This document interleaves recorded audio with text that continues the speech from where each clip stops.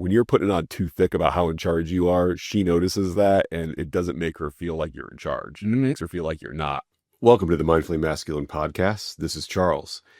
In this episode, Dan and I dig into a core relationship skill that's easy to misunderstand and even easier to avoid. Taking initiative without being controlling and offering structure without disappearing into passivity. Using the masculine in relationship by G.S. Youngblood as a lens, we talk about how everyday indecision, conflict avoidance, and overcompensation quietly damage trust, intimacy, and attraction. We explore why having an honest opinion matters, how leadership shows up through action rather than authority, and how the absence of direction can trigger deeper doubts about communication, safety, and desire in a relationship. This is about avoiding the two dead ends most couples fall into. I don't care, you decide. And I've decided, end of discussion. If you want a clearer understanding of how healthy masculine leadership supports emotional stability, polarity, and long-term connection, this conversation goes straight there.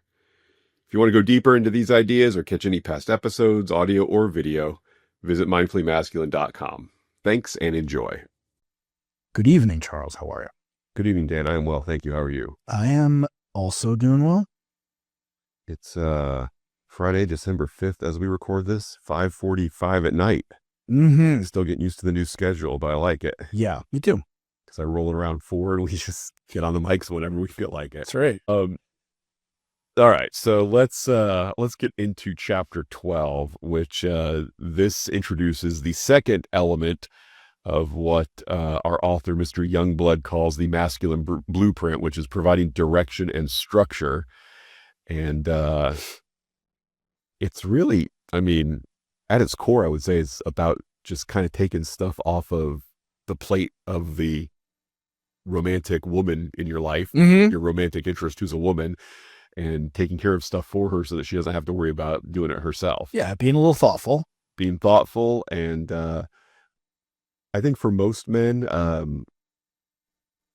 a part of masculinity, at least traditional healthy masculinity, is wanting to take on a leadership role. I don't know any men that I would say embody what I consider to be a healthy version of masculinity that aren't comfortable with some level of leadership in their relationship, in their career, in their, whatever organizations they belong to.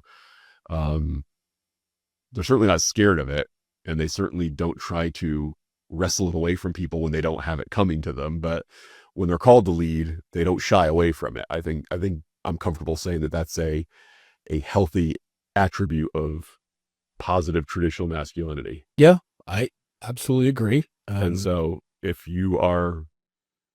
that appeals to you and you're with a woman that you taking on that role appeals to as well, then here are some of the ways that you can do that in a way that she will very likely appreciate and respond positively to. He defines the structure as part of the direction structure as setting the direction, trying to simplify decisions whenever you can, establishing processes and expectations, setting boundaries, and offering clear communication. And those all sound great to me. In this case, though, the problem that men can run into is basically doing a half-assed or lazy version of this that they, treat as an entitlement where, they don't really care to learn about how to do it right, how to do it well. They just think, oh, it's my job to always pick where we live or where we eat or where we send our kids to school or fill in the blank. Like, just, I'm the man, so I get to choose this, without cultivating the necessary skills to actually be good at it so that you can handle it with confidence, with competence. I mean, when somebody is good at something and they offer to do that thing for me, my answer is going to be yes, please, 10 out of 10 times. Really? You? I feel like you want to be the one making the decisions most of the time. If I know that somebody can, because I feel like you can do it better than just about everybody else. So that's the question, right? Can you? Yes. Are there people on the planet do you feel like can actually do something better than you? I don't cut my own hair. Okay. All right. Fair enough. All right. You got one. All right. I don't give my Anymore. yeah, exactly. Since the Flowbee broke that last time and we couldn't get it repaired, yeah, I mean, look, if there's something, there are things I will definitely pay someone to do for me. When I had a house with a lawn, I didn't mow my own lawn. I somebody else do that for me. Well, was that because you didn't want to do it, or because you felt that they could actually do it better than you? Curious. They certainly could do it more efficiently than me. Okay. All right. Because they had That better counts. equipment. I don't know that their skill was much better than me. If I dropped 12 grand on a running lawnmower, I could probably do it as fast as they did. Yeah. I just didn't want to. Right. So Yeah. yeah, but there are certain things. I mean, like, we've talked about outsourcing some of the production of the podcast before, where it's like, no, I don't think anybody is going to decide on what stays in and what gets cut in a way that's consistent with the voice I want to put out there as good as me. So I feel like I have to do it. Yeah. And for the person who would be good enough to say, no, I think I've got a better feel for your voice than you do, and I think I can edit the podcast better than you do, I can't afford them. Yeah. So I acknowledge that they're probably out there, right? But they're not out there at a rate that I'm willing to pay. Yeah, that's something you got to think about. Where, yeah, if it came down to, I mean, back in the day when you had to hire travel agents because you couldn't just do everything by yourself online, it made sense to say, okay, I'm comfortable with just telling them what I'm looking for and letting them make the commission off the airline or the hotel chain. And that's fine with me. They could just take care of it. Now, I don't see that as being necessary. I don't know that many people our age still use travel agents. I don't know anybody our age that or younger that does, but it's certainly a possibility. That does, I do wonder about, once the boomers all die off, like who's going to be using travel agents at that point? I guess maybe if it got really complex, but yeah, I don't know. I mean, I've looked at, flying over to Africa to hike Kilimanjaro, and that's a pretty complex trip, but I still think I could manage to organize it myself by reading reviews and articles and learning what I needed to learn.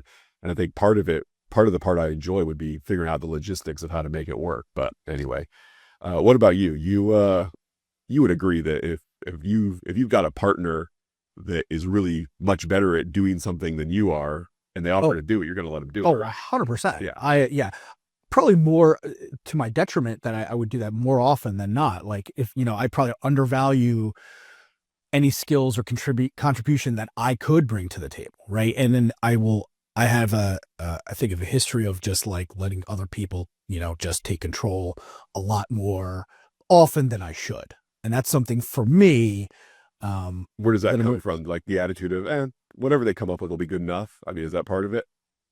Part of it is probably conflict avoidance. I'm thinking that if I were to say, no, let me do it, or I'm happy to contribute to whatever, that it could cause a conflict. So that is a little bit more of where I'm coming from in terms of not wanting to upset the other person, because I don't want to make them feel bad because I am questioning what they're going to contribute by offering to help in a weird way. Right.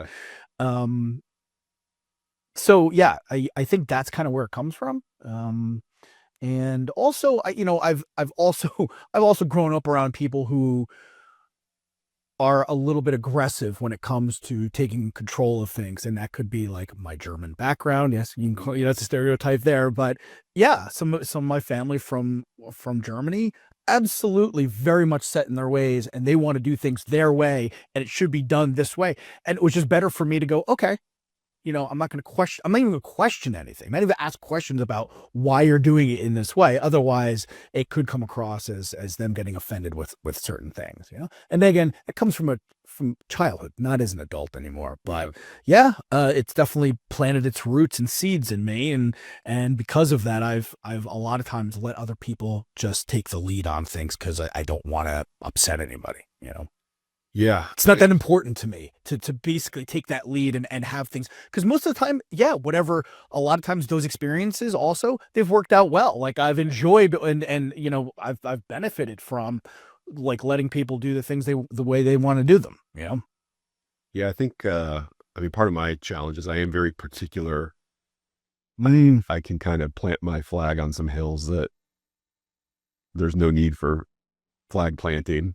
But yeah, I do have, I get set in these preferences for like some very small things that I have big opinions on, and like, this is the way I like it, this is the way I want to do it. And Pineapple on pizza. that's funny. That's one of the ones on Is it on Hinge? it was on one of the dating apps. Yeah. It's like, what's your most controversial opinion? Yeah. It was like, my most controversial opinion is I think pineapple pizza, it's fine. I don't care. Yeah. Like, whoa. Yeah. It's good. It's not bad. Meh. If three pizzas show up and they're all pineapple and ham, then no problem. I'll eat it. I don't care. That's fine. But I don't think other than the first time that I ordered it because I wanted to try it, I don't think I've ordered pineapple on pizza since. Yeah. And again, if I show up at a place where there's free pizza and that's what's on it, I'll eat it. No problem. Yeah. But if I'm in charge of ordering it, probably not going to order pineapple on pizza. Yeah. We're not going to go Hawaiian style. No. What's your favorite pizza topping or toppings, combination of toppings? I mean, I'm always a fan of a Meat Lovers. Okay. Yeah, where they do a little combination of everything. That's probably my favorite. It's my go-to. My favorite, if we're talking about like a real boutique pizza shop where you can really pick exactly what you want. Well, number one, that one we eat at occasionally when we go to downtown Orlando was the comedy club's not there anymore. It moved, but it was right next to Sac Comedy Club on Orange Avenue. And they had, I think it was the lasagna pizza I got that one night, where that was so good because it had the flat ribbon noodles. It had the ground beef. It had ricotta cheese. That was amazing. That's delicious. Yeah, my go-to is meatball and onion. Yeah, that's good. Yeah, I definitely like some onions. Yeah. Yeah. That's my favorite. That's my favorite meat to get on a pizza is meat, like cut up meatballs. I feel like onion just brings out the flavor of everything. Onion, you know, it might be my favorite vegetable. Mm. You really only eat it with other stuff though. Yeah. Right.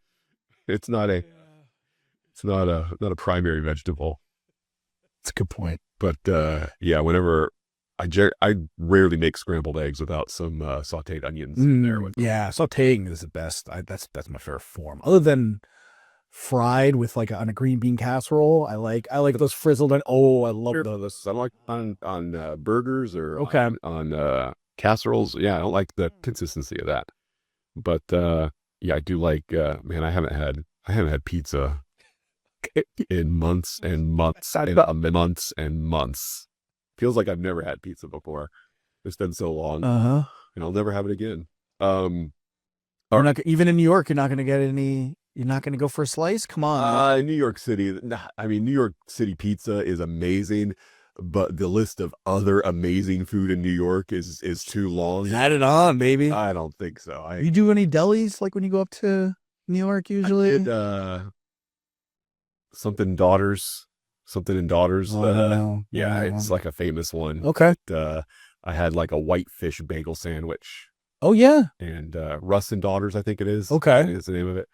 And it was good. It's very unusual, but it was tasty. So the point is that if you're not driving the, I don't want to say decision making, but certainly the decision suggesting, and that's what, a good part of leadership with a partner who trusts you, and this, could apply in a business relationship or a romantic relationship.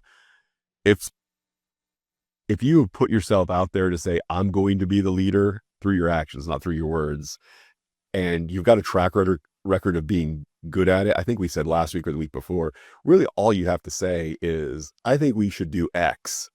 And if you've got that competence and that reputation for being good at it, and you've got a woman who prefers the man in the relationship to take the lead, that's all it takes. And she will agree with what you want to do and go along with it. But part of that is, if you say, we're going Outback for dinner tonight, and that's that, then you're more likely to get a, whoa, I don't feel like Outback. Where if it's more like, hey, I kind of feel like a steak, I think, and I don't feel like spending a bunch of money, so how about we do Outback tonight? That's kind of what would work for me. I think you're more likely to get sign on when you introduce it that way than just, surprise, we're going to Outback tonight, and that's final. Yeah. I mean, people, all people have a tendency to want to push back at somebody that just makes up their mind in a way that says, and by the way, you have no say in this. Yeah. I mean, almost, even if you do want to go, you almost want to recoil and reject it just out of principle, or just out of being like attacked almost, or like having your, your hands tied. Right. Yeah, and I think part of that is on a very basic level, trying to put your opinion forward in that super, like, inappropriately authoritative way, that communicates weakness to me. If somebody like goes out of their way to say, I'm in charge and here's what I've decided. Yeah. My first thing is like, okay, what's going on with you? What's wrong with you that you feel like you had to bring it up that way? Yeah. Like, you don't know that there's a better way to say it than that? That's kind of weird. Yeah. Or that you're so sensitive that, right, you're not being open to anything. Yeah, you can't tolerate it. You can't tolerate any type of variation or just right. So that's, yeah, I think what most people want are just take some effort off of their plate, right? Just a little bit of hey, you know what? Here's a couple of suggestions, right? So I'm narrowing down all the millions of choices here to a few. I put in the minuscule amount of effort it takes to have a version 1 opinion on something. Right. So you don't have to have the version 1. You can respond to it. You can agree with it. You can provide an alternative to say, I'd rather do this. The floor is wide open once you say, but like we said in the last episode, it's like, just put in the effort to have an opinion and be honest about your opinion. And in a healthy relationship, that is all the leadership that you need to express. Yeah. And that will allow your partner to either go along with it or suggest an alternative plan. And, but the, I don't know, what do you want to do? I don't know what you want to do. Nobody wants that. And nobody wants I've decided we're going to do this and the floor is not open to discussion. Nobody wants either of those two weird extremes. So just don't be weird and just have an opinion, express it honestly, and then you can have a conversation with somebody. Yeah. So in your mind, what does that do when you do for the relationship, when you do one or the other, like in terms of the state that you're putting your partner in when you are just going, hey, well, what do you want to do? I don't know. What do you want to do? Versus actually making a few suggestions and being open to some flexibility. Why do you think that's important? Or like you and I have talked about for a romantic relationship. And you bring up all the time that, we're always looking for shortcuts. And so the idea that a man is incapable of having an opinion and honestly expressing that opinion can lead a woman to the cognitive shortcut of, what else can't he just say or do when asked? Like, he can't throw out the name of a restaurant that he would feel like eating at. What else is he not telling me? Or what else can't he tell me? Yeah. What else can't he express? And good question. What else? And that's the thing, because if you can't come up with hey, I'm kind of feeling like Thai food, let's go to that Thai place. If you can't come up with that because you're not comfortable being the first one to throw an idea out there, you're probably also not sharing that thing you want to do in bed that you feel a little awkward about bringing up, or that strong opinion you might have about why your kid's not, excelling in the math classes that they're taking, even though they do great in every other subject. Like, oh, is there some opinion you have on that you're just not comfortable bringing up?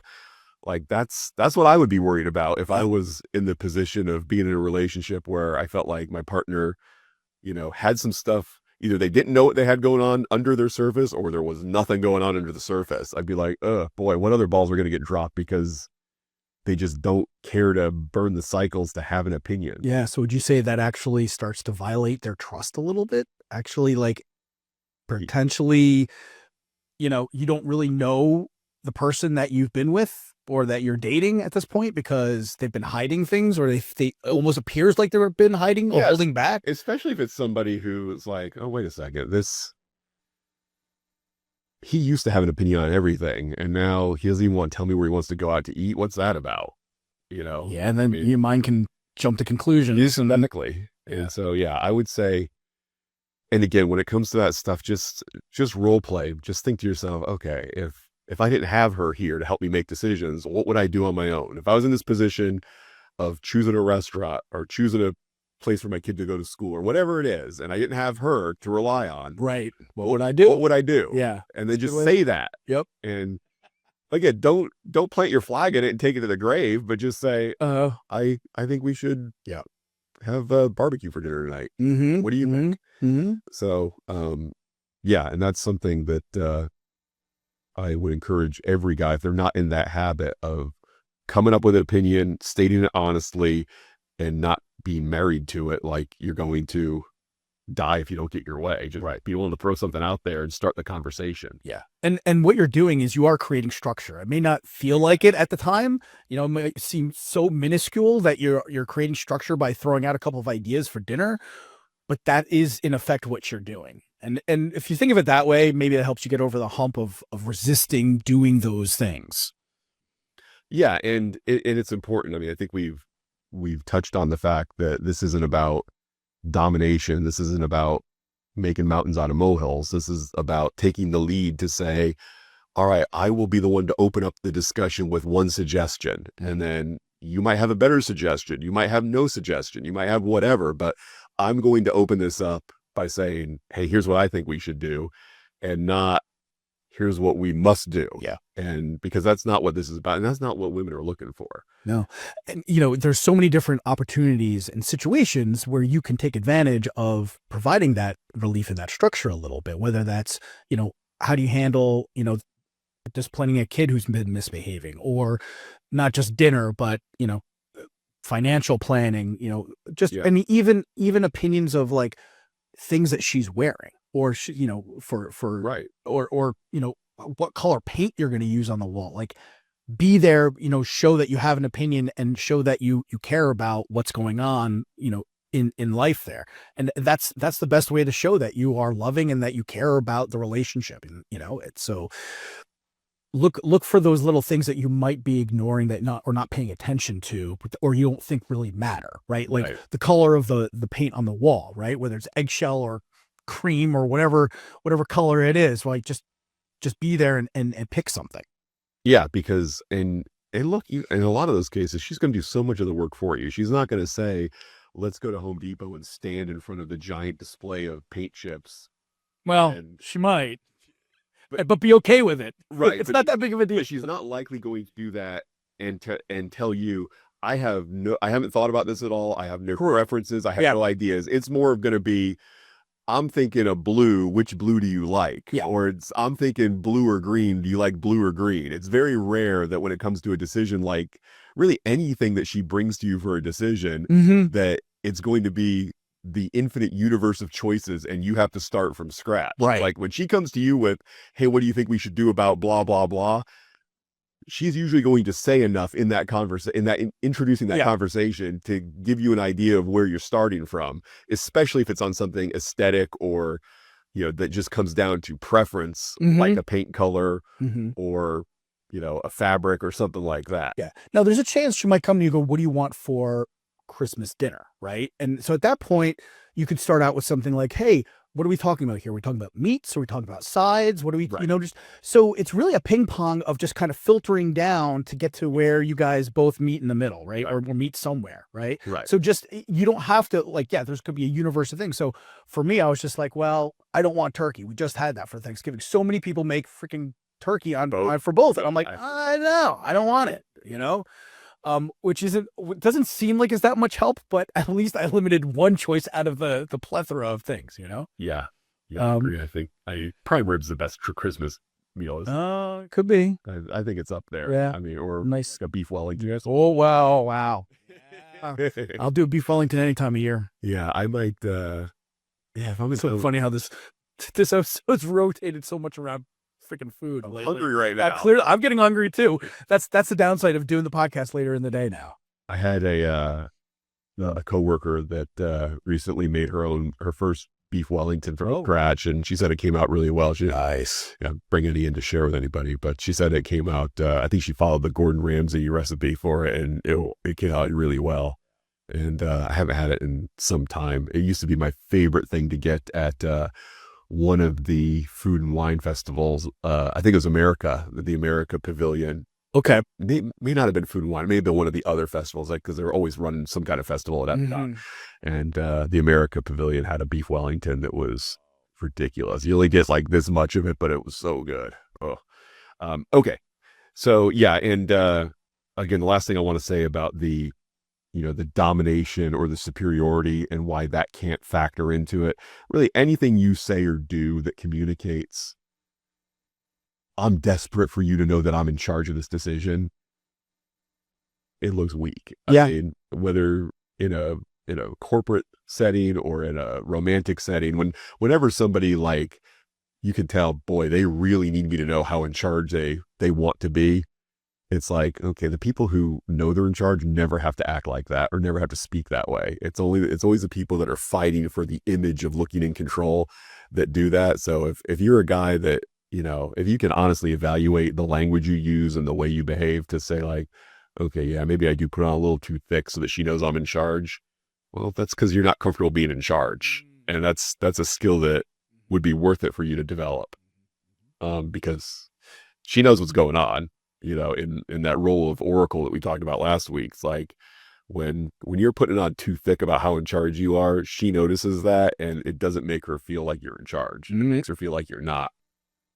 The man neglects this role in a traditional masculine feminine relationship. Well, either she's going to pick up the role, Yeah. and become the masculine person in the pair, which will certainly have impacts on other areas of your relationship. If she's making all the logistical decisions because you can't be bothered, that will have an effect on the bedroom and other areas as well. Yeah. Or she doesn't pick up that role and just nobody does anything, like nothing gets done at all, which that can happen sometimes too. Like, I don't know, what do you want to do? I don't know, what do you want to do? And then, you're eating bologna sandwiches because nobody had a plan to cook and nobody had a plan to go out. And so you just kind of rooting through the pantry to see what's already there. And that doesn't, eating chips for dinner. Yeah. And, that certainly doesn't promote any type of sexual activity or, like it just, I don't know. I feel like when that happens, it's just lower energy. And there's no tension there. There's no tension of any sort. In hospital beds. Right. And I mean, you're like, basically you're the Matrix basically at that point, right? It's so I think he talks about also is that if you're not providing structure, you're kind of losing some polarity there. You're losing Absolutely. a little bit of, which is necessary for that sexual tension Yes. to be there. And that's why most of us are in relationships. Yeah, his one of the things he says to close out the chapter is to basically stop waiting for her clues or her orders to take action in really any area. It's like, as soon as you decide you want to do something or something has to get done, then vocalize it and then do it. Because that gives her the opportunity to say, oh no, wait, hold on, I don't think we should do that. Because she might have a strong opinion that's not the same as yours. And then you guys can have a discussion about that. And when you do that, you will get closer than rounds of, I don't care, whatever you want to do. Mm-hmm. I mean, that doesn't generate anything good. All that generates is laziness and indecision and, dead bedrooms and roommate scenarios and stuff like that. Yeah. So that's the biggest thing to avoid is these two extremes of or I mean, well said. Thank you. Yeah, these two extremes of I'm too lazy to do anything or I'm too controlling to hear anything other than what pops into my head. And those are no place to be. Right. Anything else from this chapter that stood out to you want to mention? No, I think we nailed it. All right, we should probably get some food in our bellies. Sounds good. Because I'm starving. Me too. I talk about food too much. All right, thanks, Dan. We'll talk to you next time. That wraps up this episode of the Mindfully Masculine podcast. We hope this conversation gave you a clearer understanding of how leadership, structure, and honest initiative shape trust, polarity, and emotional safety in relationships, and how avoiding both passivity and control matters more than most people realize. If you know someone who might connect with or benefit from this episode, share it with them. It's one of the best ways to support the show and keep these conversations growing. Thank you for listening to the entire episode. We appreciate it, and thanks for being part of this community. We'll see you next time.